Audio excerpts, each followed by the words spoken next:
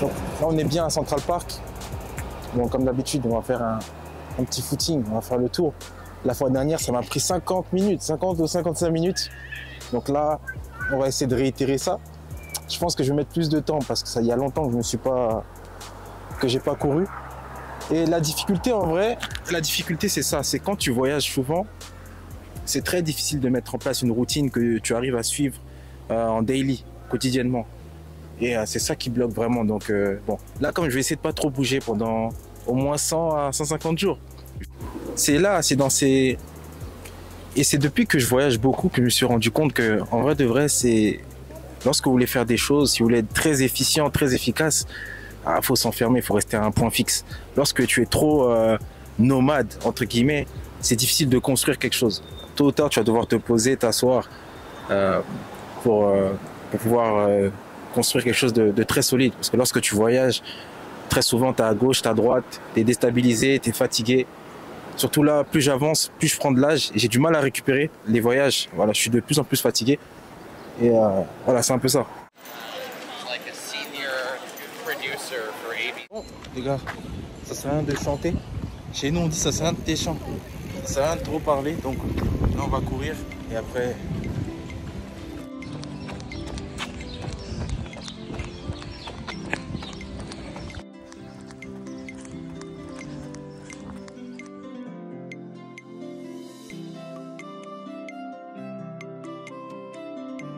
Ok. Ouais.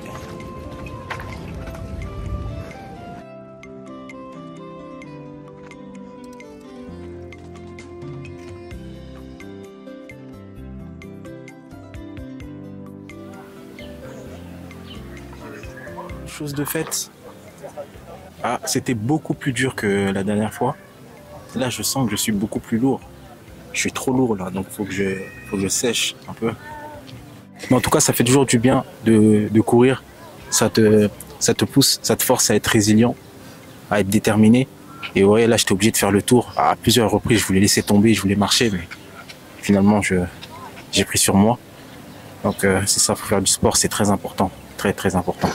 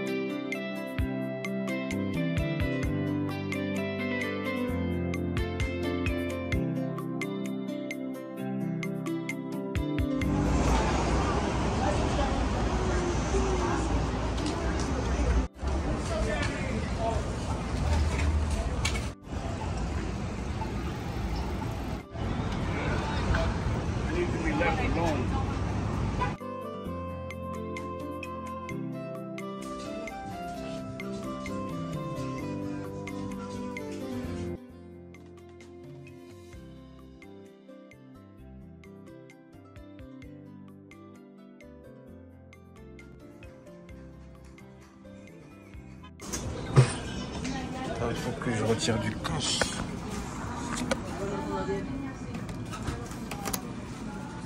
J'ai pas de cash.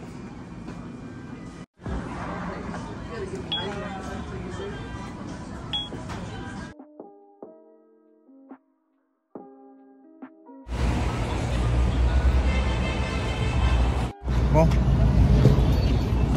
J'ai retiré. Comme je connais pas les prix du barbeur, ici on sait jamais. Tu vas arriver, on va te dire 50 $, 70 $, même quand le barbeur il est à Harlem. Donc bon, je vais rentrer. Là j'ai retiré 100 $. En moyenne, la coupe au States c'est entre 30 et 50 $. Après, il faut rajouter le pourboire. Il y a la culture du pourboire. D'ailleurs, c'est très important. Et c'est grâce au fait que je vienne souvent aux États-Unis que j'ai développé cette culture de donner des pourboires, parce que les francophones, ça c'est pas dans notre culture de donner de l'argent quand il y a un service qui est fait. Donc ça fait que maintenant, partout où je vais, tout le temps, lorsque je consomme, lorsque je paye un bien, un service, j'essaye de donner un plus. C'est très important. Même quand vous êtes au pays, 500 francs en plus, un petit jus pour le taximan si vous avez fait 2 heures avec lui. Voilà. Ouais, je vais rentrer.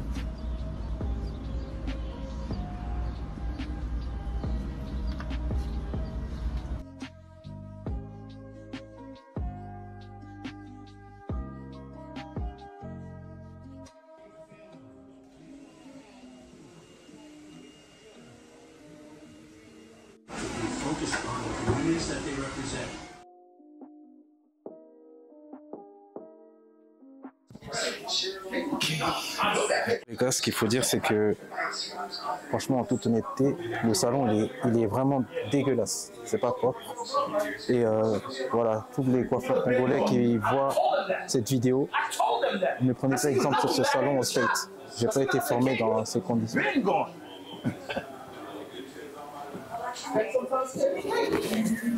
Yeah, but you come passionate side, Al. How you gonna fire a nigga who pays rent? He work for himself. You come in whenever you want. No, Dre's coming in. But he pays rent. He pays rent. That's all that counts. I'm going to do like a fade, you know? Skin? Yeah, skin fade. Skin fade? Yeah, you can do it like a mid skin fade. Mid skin? Yeah, Okay. please. And then people, you have to have a call. So you want some enhancements? Yeah.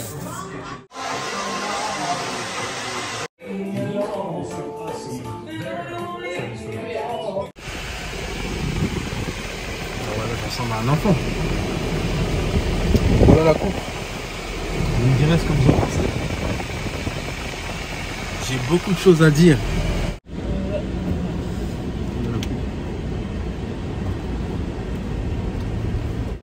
Il t'a dit de passer par là?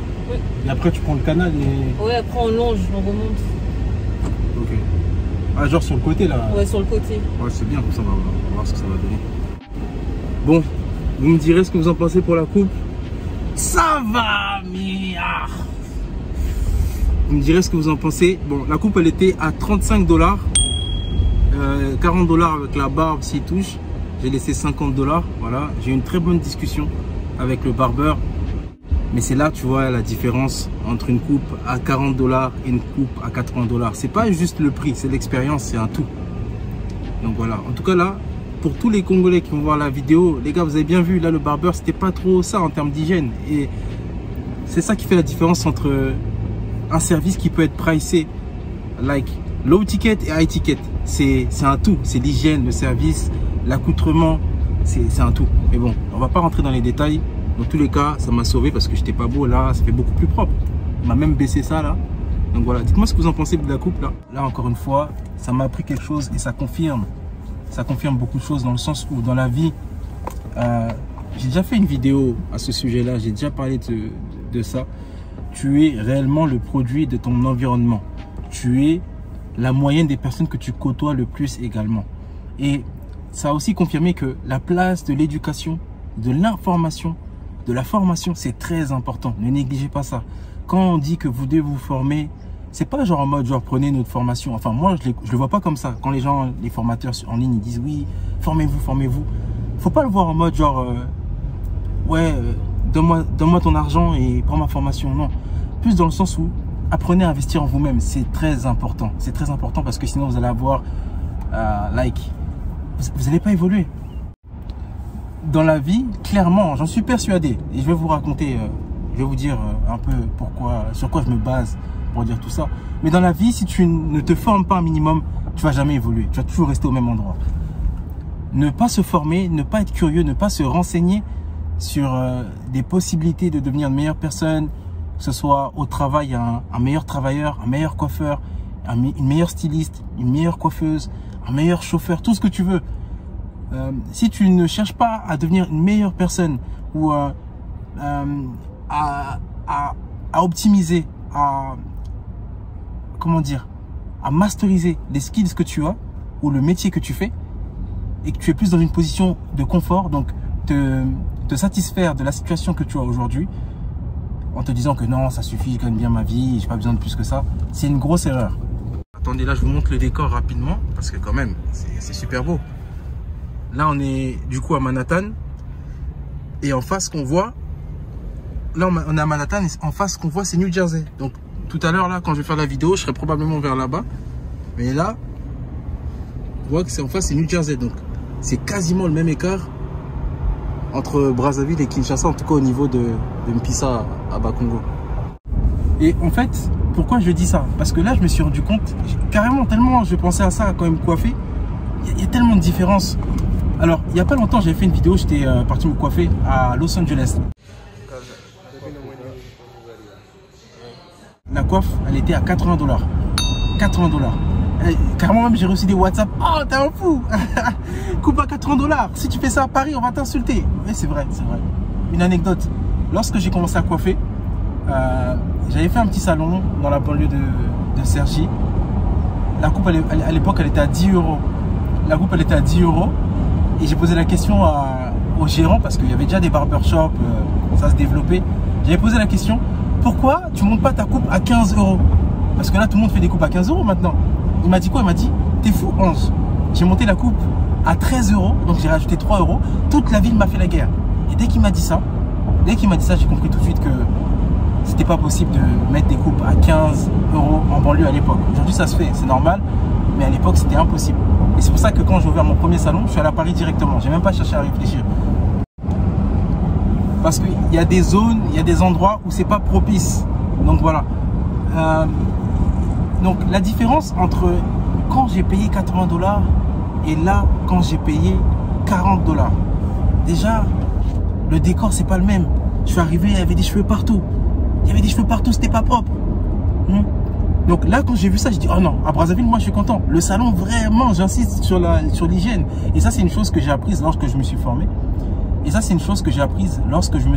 qu'il faut savoir que même quand j'étais barbeur, même en tant que barbeur, j'ai pris une formation.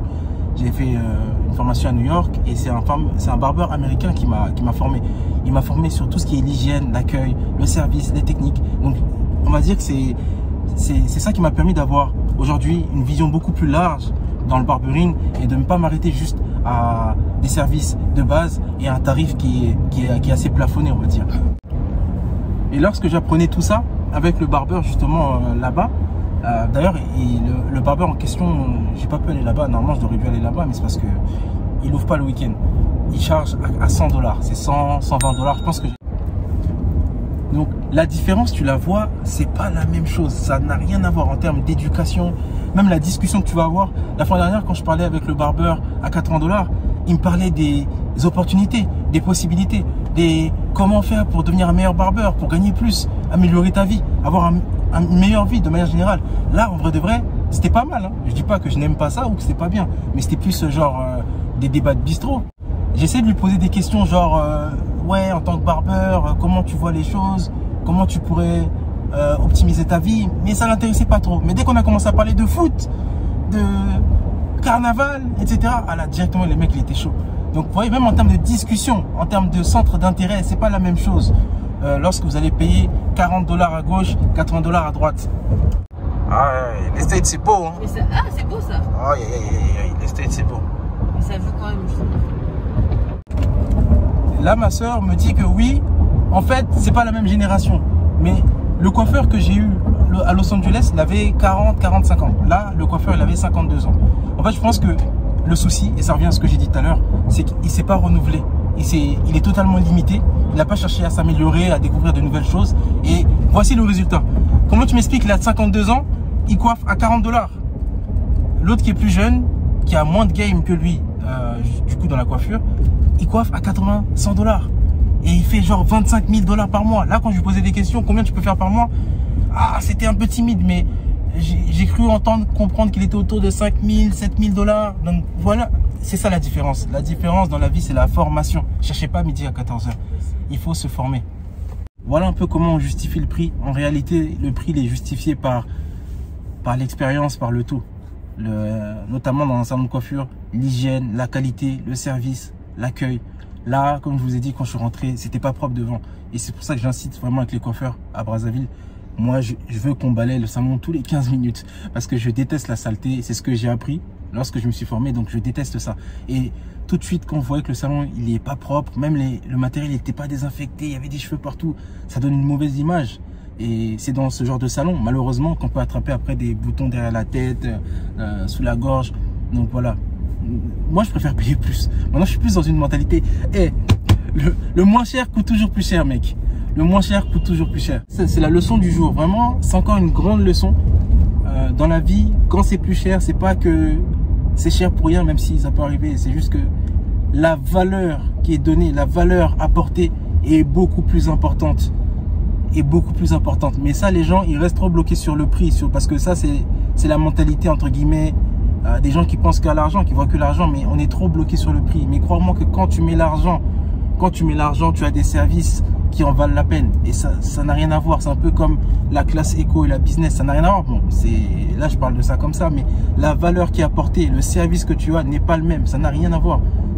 Et c'est pour ça que même à Brazzaville, le salon de coiffure, vous savez, la coiffe, elle est à 1500, mais le panier moyen, je dirais, il est autour de 2000. Il y a des coiffes à 2000, 2500.